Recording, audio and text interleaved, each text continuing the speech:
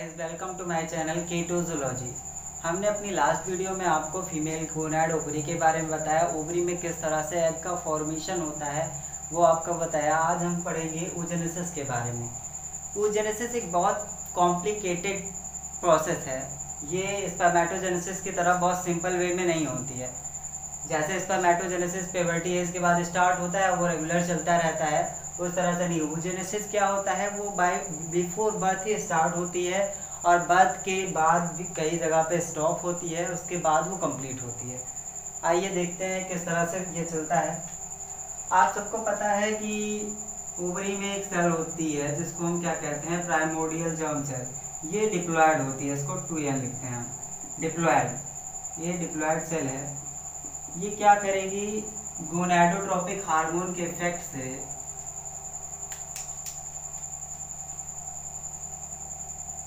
Gonadotropic hormones, primordial germ cells में gonadotropic hormone जिसको हम FSH या LH कहते हैं, follicle stimulating hormone, follicle stimulating hormone और ल्यूटिनाइजिंग हार्मोन, ये दोनों क्या करेंगे, पिट्यूटरी से सिक्रीट होंगे। ये पिट्यूटरी से सिक्रीट होंगे और कहाँ आएंगे, प्राइमोर्डियल जर्म सेल में। और प्राइमोर्डियल जर्म सेल को प्रमोट करेंगे क्या करने के लिए, डिवीजन स्टार्ट करने के लिए। और प्राइमोर्डियल जर्म सेल डिवाइड करेंगे माइटोसिस से और क्या बनाएंगी, प्राइमरी ओसाइट। यानी कि एक डिप्लॉयड प्राइमोर्डियल जर्म सेल क्या बनाएगी, एक डिप्लॉयड प्राइमरी ओसाइट बनाएगी। और उसके बाद प्राइमरी ओसाइट में क्या होगा, स्टार्ट होगा मियोसिस फर्स्ट। मियोसिस फर्स्ट जब इसमें स्टार्ट होगा तो इसमें एक फैक्टर काम करता है, OMI फैक्टर जिसको कहते हैं। OMI फैक्टर को हम कहते हैं oocyte मैच्योरेशन इनहिबिटर फैक्टर। जब प्राइमरी ओसाइट में मियोसिस फर्स्ट स्टार्ट होती है तो यहाँ पर एक फैक्टर काम करता है जिसको हम कहते हैं oocyte maturation factor inhibitor factor, जो क्या करता है कि मियोसिस फर्स्ट को प्रोफेज स्टेज में ही रोक देता है।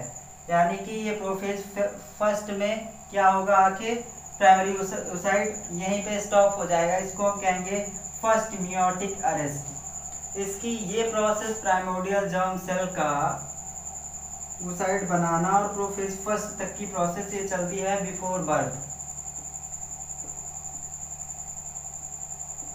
यानी कि इतनी प्रोसेस होती है। एक बेबी गर्ल जब उसमें एम्ब्रियोनिक कंडीशन में होती है तब उसके प्राइमोर्डियल जर्म सेल्स में ये प्रोसेस स्टार्ट होती है oogenesis की, जो कि 3rd से 4th मंथ, यानी कि फीटस जब 3 या 4 मंथ का होता है तब उसमें प्राइमोर्डियल जर्म सेल्स में डिवीजन स्टार्ट होता है। यानी कि oogenesis की प्रोसेस एक फीटस के 3rd to 4th मंथ में स्टार्ट होता है और क्या बनाता है, प्राइमरी ओसाइट। और primary oocyte meiosis first division start करता है और प्रोफेज फर्स्ट की कंडीशन में आके वो स्टॉप हो जाता है। यानी कि जब बेबी पैदा होता है या बेबी की बर्थ होती है तो उसके बाद ये जो प्रोफेज फर्स्ट में है प्राइमरी ओसाइट, वो इसी कंडीशन में स्टॉप रहेगा। यानी कि आगे उसमें फर्दर डिवीजन नहीं होगा। 5th मंथ से ही इसमें डिवीजन स्टॉप हो जाएगा। उसके बाद जब बच्चे का मतलब जन्म हो जाएगा उसके 13 ईयर्स बाद या एज ऑफ प्यूबर्टी आने तक इसमें कोई डिवीजन नहीं होता है, डिवीजन रुका हुआ रहेगा। जब बेबी 13 ईयर की हो जाएगी, 13 ईयर्स, जब बेबी 13 ईयर्स की हो जाएगी उसके बाद इसमें आगे का डिवीजन स्टार्ट होगा। इसको हम कहते हैं एज ऑफ प्यूबर्टी।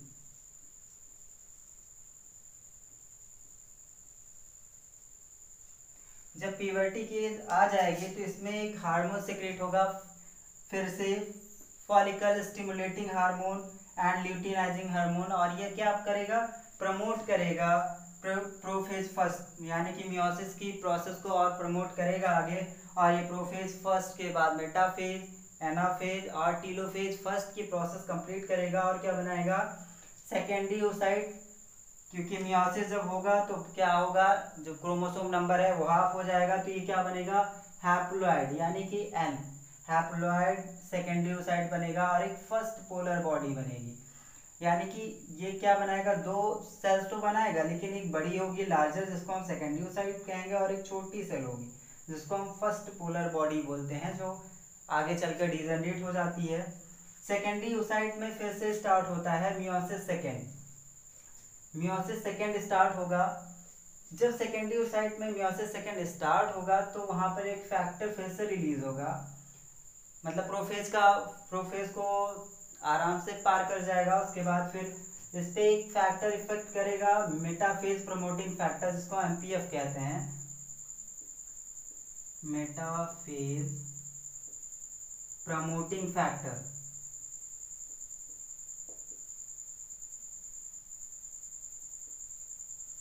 प्रोफेज के बाद मेटाफेज प्रमोटिंग फैक्टर जब रिलीज होगा तो क्या होगा, मेटाफेज सेकेंड का जो स्टेप है ये थोड़ा एनलार्ज हो जाएगा काफी, मतलब वो यहाँ पे फिर से रुक जाएगा, जिसको हम कहेंगे second meiotic arrest. Second meiotic arrest, यानी कि ये यहाँ पर फिर से रुक जाएगा, और ये इसी कंडीशन में जो सेकेंडरी oocyte है ये ओवरी से बाहर आ जाता है। इसमें फर्दर डिवीजन स्पर्म की एंट्री के बाद होता है। मेटाफेज इंक्रीज करेगा और उसके बाद जब इसमें मतलब स्पर्म एंट्री करेगा सेकेंडरी oocyte में, उसके बाद यहाँ पे आप देखेंगे एंट्री ऑफ स्पर्म,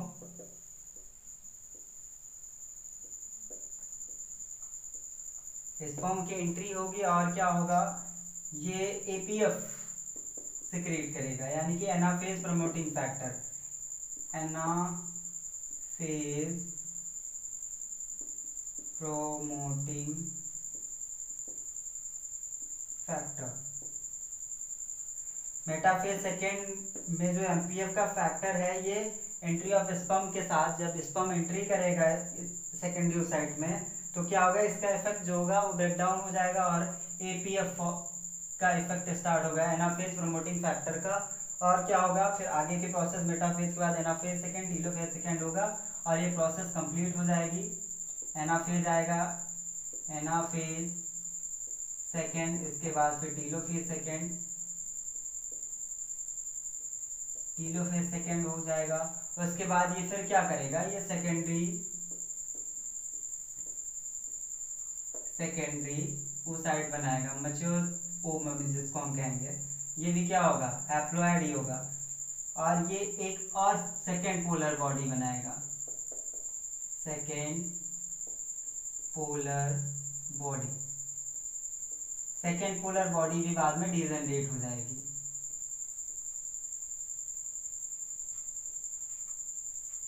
ये बाद में डिजनरेट हो जाएगी। इस तरह सेकेंडरी oocyte बन जाता है, यानी कि एक ओवम oogenesis के प्रोसेस से सेकेंडरी oocyte बनता है। इसी को हम क्या कहते हैं, मैच्योर ओवम, और इसी को हम कहेंगे एग। ये तो oogenesis का एक नॉर्मल सा फंक्शन है, इसको हम बहुत सिंपल वे में आपको एक फिगर में दिखाते हैं। ये तो साइक्लिक प्रोसेस है इसकी। अभी तक हमने जो पढ़ा oogenesis के बारे में वो एक थोड़ी कॉम्प्लिकेटेड प्रोसेस थी, आपको इसकी सिंपल प्रोसेस हम बताते हैं। मेनली oogenesis बहुत सिंपल वे में 3 स्टेप में होती है, first step, second and third. First step को हम कहते हैं मल्टीप्लिकेशन फेज,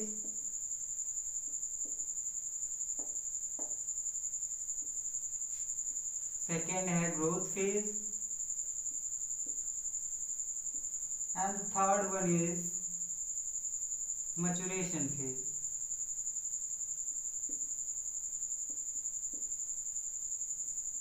इन तीनों फेज को हम एक डायग्राम से देखते हैं।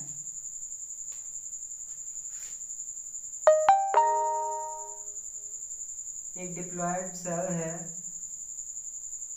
ये डिप्लॉयड है, डिप्लॉयड सेल का नाम है प्राइमोडियल जर्म सेल। इसमें एक हार्मोन आएगा FSH एंड LH। इस हार्मोन के इफेक्ट से ये जो प्राइमोडियल जर्म सेल है इसमें डिवीजन स्टार्ट होगा, कौन सा, माइटोसिस होगा, और ये क्या बनाएगी, ये 2 हैप्लॉइड सेल्स बनाएगी, सॉरी हैप्लॉइड नहीं डिप्लॉइड सेल्स बनाएगी 2। और ये डिप्लॉइड सेल्स को हम क्या कहेंगे, प्राइमरी फॉलिकल्स। अब इन प्राइमरी फॉलिकल्स में क्या होगा, फिर से माइटोसिस होगी,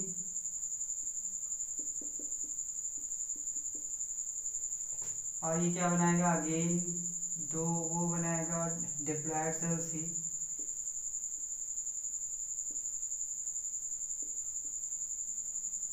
अब यहाँ तक की फेज को हम क्या कहेंगे, यहाँ से लेकर यहाँ तक के स्टेप को हम कहेंगे मल्टीप्लिकेशन फेज।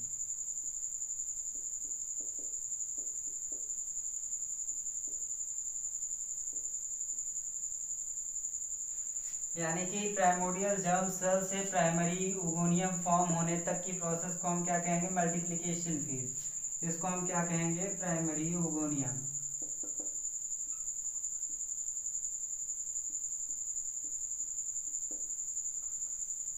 ये इतनी प्रोसेस चाइल्ड के बर्थ के पहले से ही होती है, यानी कि 3rd to 4th मंथ में। उसके बाद ये स्टॉप हो जाता है। उसके बाद जब ये प्यूबर्टी एज क्रॉस करती है गर्ल, तो उसमें स्टार्ट होता है मियोसिस फर्स्ट, मियोसिस की प्रोसेस स्टार्ट होती है। तो इसमें क्या होगा, एक प्राइमरी ओगोनियम ज़्यादा न्यूट्रिएंट एब्जॉर्ब करेगा अपने सराउंडिंग मीडियम से। जो डिप्लॉयड है इसको हम क्या कहेंगे, प्राइमरी oocyte।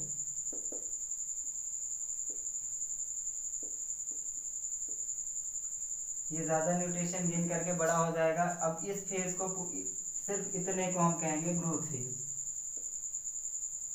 यानी कि न्यूट्रिशन गेन करके उसका बड़ा हो जाना ही किसमें कौन सा फेज है, ये है ग्रोथ फेज। अब इसमें क्या होगा, मियोसिस फर्स्ट स्टार्ट होगी। मियोसिस फर्स्ट इसमें होगा, तब एक ये क्या बनाएगी, एक सेकेंडरी oocyte बनाएगी,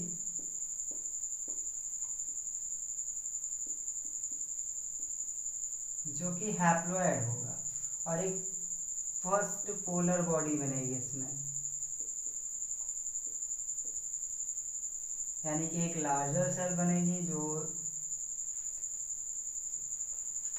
एक थोड़ा बड़ी सेल बनेगी प्राइमरी oocyte के डिवीजन से, जो हैप्लॉइड होगी, और एक छोटी सेल बनेगी जो ये भी हैप्लॉइड होगी, और ये बाद में डिजेनरेट हो जाएगी।